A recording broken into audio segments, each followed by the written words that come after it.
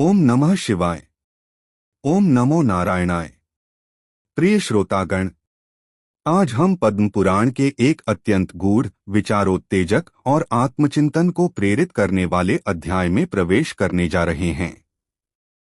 यह अध्याय केवल कथा नहीं है, बल्कि मनुष्य के आचरण, स्वभाव और कर्मों के सूक्ष्म रहस्यों को उद्घाटित करने वाला दर्पण है, जिसमें प्रत्येक व्यक्ति स्वयं को पहचान सकता है।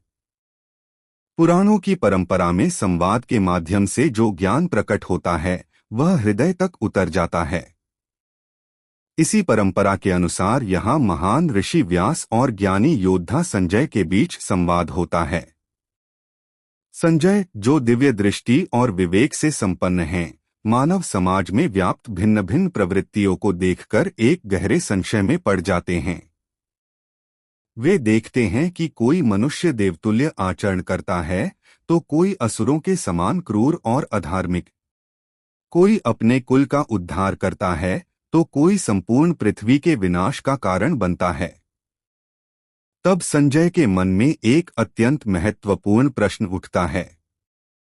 मनुष्य रूप में जन्म लेने पर भी देवता और दैत्य के लक्षणों की पहचान कैसे की जाए? इसी जिज्ञासा के समाधान के लिए संजय महर्षि व्यास से प्रश्न करते हैं। यह प्रश्न केवल संजय का नहीं है, यह प्रश्न हम सबका है। क्योंकि कलियुग में रहते हुए बाह्य रूप से सब मनुष्य समान दिखाई देते हैं, परंतु उनके गुण, कर्म और संस्कार उन्हें एक दूसरे से भिन्न बना देते हैं। इस अध्याय में हम जानेंगे मनुष्य में छिपे हुए दैत्य, पशु और देवता के लक्षण। किस प्रकार एक ही व्यक्ति अपने कुल, समाज और पृथ्वी का उद्धार या विनाश कर सकता है? देवस्वरूप मनुष्य के गुण क्या हैं? और कलियुग में धर्म की रक्षा कैसे होती है? तो आइए श्रद्धा, शांत चित्त और खुले हृदय के साथ इस दिव्य संवाद को सुनें, जो केवल सुनने से ही नहीं, बल्कि समझने और आत्मसात करने से जीवन की दिशा बदल सकता है। अब प्रारंभ करते हैं। संजय व्यास संवाद। संजय ने पूछा, ब्राह्मण, सात्विक पुरुष मनुष्यों में असुर आदि के लक्षणों को कैसे जान सकते हैं?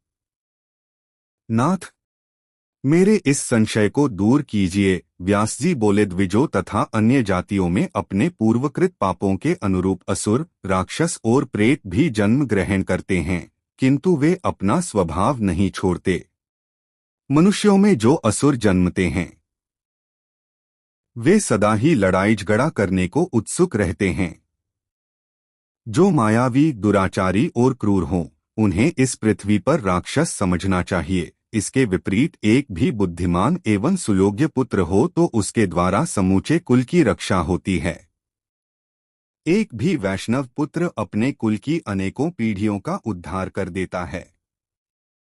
जो पुण्य तीर्थों और मुक्ति क्षेत्र में ज्ञानपूर्वक मृत्यु को प्राप्त होते हैं, वे संसार सागर से तर जाते हैं। और जो ब्रह्मज्ञानी होते हैं, वे स्वयं तो तरते ही हैं, दूसरों को भी तार देते हैं। एक पतिव्रता स्त्री अपने कुल की अनेकों पीढ़ियों का उद्धार कर देती है। इसी प्रकार द्विज और देवताओं के पूजन में तत्पर रहने वाला धर्मात्मा जितेंद्रिय पुरुष भी अपने कुल का उद्धार करता है। कलयुग के अंत में जब शहर और गांवों में धर्म का नाश हो जाता है, तब एक ही धर्मात्मा पुरुष समस्त आम जन समुदाय और कुल की रक्षा करता है। जो मनुष्य अपवित्र एवं दुर्गंधयुक्त पदार्थ की भक्षण में आनंद मानता है, बराबर पाप करता है और रात में घूम घूम कर चोरी करता रहता है, उसे विद्वान पुरुषों को वक्षक समझना चाहिए। जो संपूर्ण कर्तव्य कार्यों से अनभिज्ञ तथा सब प्रकार के कर्मों से अपरिचित है, जिसे समयोचित सदाचार का ज्ञान नहीं है, वह मूर्ख वास्तव में पशु ही है। जो हिंसक, सजातीय मनुष्यों को उत्तेजित करने वाला, कलहप्रिय, कायर और उच्चशिष्ट भोजन का प्रेमी है, वह मनुष्य कुत्ता कहा गया है। जो स्वभाव से ही चंचल, भोजन के लिए सदा लालायित रहने वाला, कूद कूद कर चलने वाला और जंगल में रहने का प्रेमी है, उस मनुष्य को इस पृथ्वी पर बंदर समझना चाहिए। जो वाणी और बुद्धि द्वार अपने कुटुंबियों तथा दूसरे लोगों की भी चुगली खाता और सबके लिए उद्वेगजनक होता है, वह पुरुष सर्प के समान माना गया है, जो बलवान, आक्रमण करने वाला, नितांत निर्लज्ज, दुर्गंधयुक्त मांस का प्रेमी और भोगासक्त होता है, वह मनुष्यों में सिंह कहा गया है। उसकी आवाज सुनते ही दूसरे भेड़िए आदि की श्रेणी में गिने जाने वाले लोग भयभीत और दुहखी हो जाते हैं। जिनकी दृष्टि दूर तक नहीं जाती, ऐसे लोग हाथी माने जाते हैं। इसी क्रम से मनुष्यों में अन्य पशुओं का विवेक कर लेना चाहिए। अब हम नर रूप में स्थित देवताओं का लक्षण बतलाते हैं।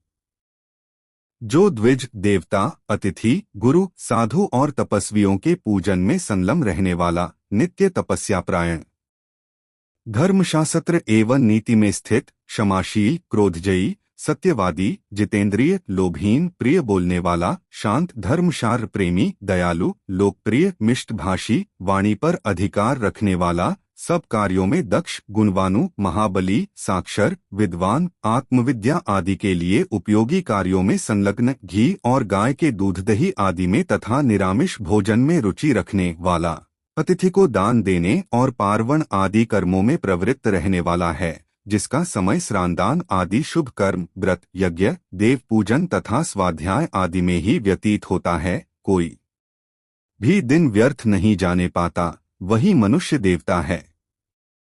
यही मनुष्यों का सनातन सदाचार है। श्रेष्ठ मुनियों ने मानवों का आचरण देवताओं के ही समान बतलाया है। अंतर इतना ही है कि देवता सत्वगुण में बढ़े-चढ़े होते हैं, इसलिए निर्भय होते हैं, और मनुष्यों में भय अधिक होता है। देवता सदा गंभीर रहते हैं और मनुष्यों का स्वभाव सर्वदा मृदु होता है।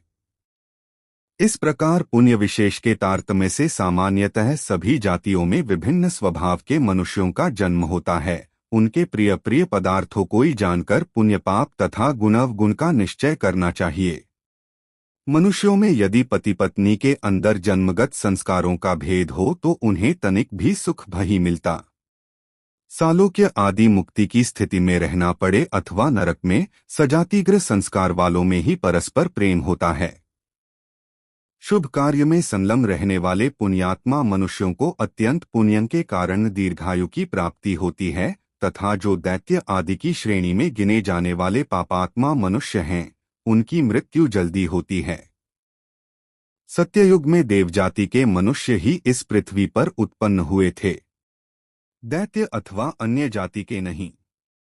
त्रेता में 1/4, द्वापर में आधा तथा कलियुग की संध्या में समूचा भूमंडल दैत्य आदि से व्याप्त हो जाता है। देवता और असुर जाति के मनुष्यों का समान संख्या में जन्म होने के कारण ही महाभारत का युद्ध छिड़ने वाला है। दुर्योधन के योद्धा और सेना आदि जितने भी सहायक हैं, वे दैत्य आदि ही हैं। कर्ण आदि वीर सूर्य आदि के अंश से उत्पन्न हुए हैं। गजभानंदन भीष्म वसु में प्रधान हैं। आचार्य द्रोण देवमुनि बृहस्पति के अंश से प्रकट हुए हैं।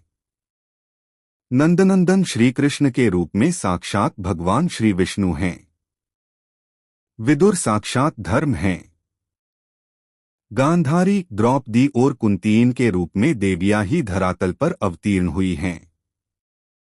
जो मनुष्य जितेंद्रिय, दुर्गुणों से मुक्त तथा नीतिशास्त्र के तत्व को जानने वाला है और ऐसे ही नाना प्रकार के उत्तम गुणों से संतुष्ट दिखाई देता है, वह देवस्वरूप है। स्वर्ग का निवासी हो या मनुष्यलोक का, जो पुराण और तंत्र में बताए हुए पुण्य कर्मों का स्वयं आचरण करता है, वही इस पृथ्वी का उद्धार करने में समर्थ है। जो शिव, विष्णु, शक्ति, सूर्य और गणेश का उपासक है, वह समस्त पितरों को तारकर इस पृथ्वी का उद्धार करने में समर्थ है।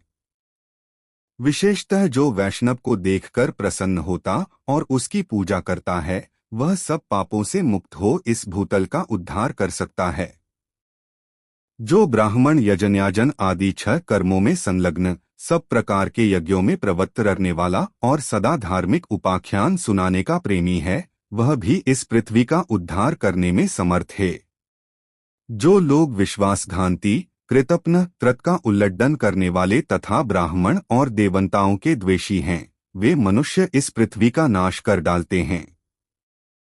जो माता पिता, स्त्री, गुरुजन और बालकों का पोषण नहीं करते, देवता, ब्राह्मण और राजाओं का धन हर लेते हैं, तथा जो मोक्षशारु में श्रद्धा नहीं रखते, वे मनुष्य भी इस पृथ्वी का नाश करते हैं। जो पापी मदिरा पीने और जुआ खेलने में आसक्त रहते और पाखंडियों तथा पतितों से वार्तालाप करते हैं, जो महापात की और अतिपात की हैं, जिनके द्वारा बहुत से जीव जंतु मारे जाते हैं, वे लोग इस भूतल का विनाश करने वाले हैं। जो सत्कर्म से रहित, सदा दूसरों को उद्विन करने वाले और निर्भय हैं, स्मृतियों तथा धर्मशास्त्रों में बताए हुए शुभ कर्मों का नाम सुनकर जिनके हृदय में उद्वेग होता है, जो अपनी उत्तम जीविका छोड़कर नीच वृत्ति का आश्रय लेते हैं तथा द्वेषजश गुरुजनों की निंदा में प्रवृत्त होते हैं, वे मनुष्य इस भूलोक का नाश कर डालते हैं। जो दाता को दानस रोकते और पाप कर्म की ओर प्रेरित करते हैं तथा जो दीनों और अनाथों को पीड़ा पहुंचाते हैं, वे लोग इस भूतल का सत्यानाश करते हैं। ये तथा और भी बहुत से पापी मनुष्य हैं, जो दूसरे लोगों को पापों में ढकेलकर इस पृथ्वी का सर्वनाश करते हैं। जो मानव इस प्रसड़ को सुनता है, उसे इस भूतल पर दुर्गति, दुख, दुर्भाग्य और दीनता का सामना नहीं करना पड़ता। उसका दैत्य आदि के कुल में जन्म नहीं होता तथा वह स्वर्गलोक में शाश्वत सुख का उपभोग करता है।